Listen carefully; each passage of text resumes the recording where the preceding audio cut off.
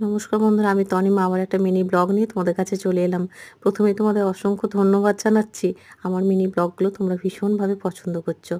কারণ আমার তো ডেইলি লাইফের কাজকর্মগুলো তোমাদের সাথে শেয়ার করি, আর সেটা খুবই সাধারণ, যেখানে কোনো চাকচিক্য নেই, যেখানে কোনো প্রাচুর্য নেই, কিছুই নেই।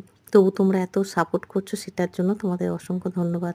সকালবেলায় উঠে চা খেয়ে নিয়েছি, খেয়ে আর এই যে ঘরদোর পরিষ্কার করছি। ঘরদোরটা ক্লিন থাকলে দেখবে সব যেন মনে হয় যে সব ঠিকঠাক আছে। আর এই যে ঘরদোর ক্লিন, রান্না, পূজা এগুলো যতক্ষণ না হয় ততক্ষণ মনে হয় যেন আমার সকালের কোনো কাজই হয়নি। সকালবেলায় এই কাজগুলো করে জামাকাপড়গুলো কেচে ছাদে দিয়ে আসলে মনে হয় যেন সকালের মতো কাজকর্ম আমার শেষ। জীবনটাকে এইভাবেই তৈরি করে নিয়েছি এখন। যেরকমভাবে যখন যে পরিস্থিতিতে যেরকমভাবে কাজ করলে সুবিধা হয়, আমি সেই রকমভাবেই নিজেকে সেরকমভাবে সেটেল করে নিই। কারণ একই মানে ধারাবাহিক রুটিন, যেটা কখনো নিজের পরিবর্তন বা নিজের সময় অনুযায়ী সেটাকে আমরা পরিবর্তন করে নিই। এখন মেয়ের ছুটি পড়ে গেছে, মেয়ে এই যে সকালবেলা একটু খেলাধুলা করে একটু বকেছি, এখন পড়তে বসেছে। সকাল থেকেই রান্না বান্না সব শুরু করে দিয়েছিল। মিনি কিচেনের মতোই যে প্লাস্টিকের সব খেলনাগুলো আছে না, কিচেনের সব জিনিস, ওইগুলো নিয়ে রান্না বান্না করে নিল।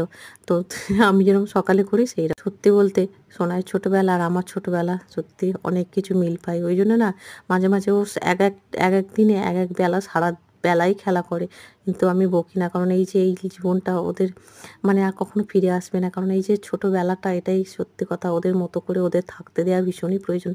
যতই পড়াশোনা করুক, যাই কিছু করুক, বাচ্চাবেলার এই যে খেলাধুলা, এগুলো কিন্তু বড় হওয়ার সাথে সাথে কোথায় যেন হারিয়ে যায়।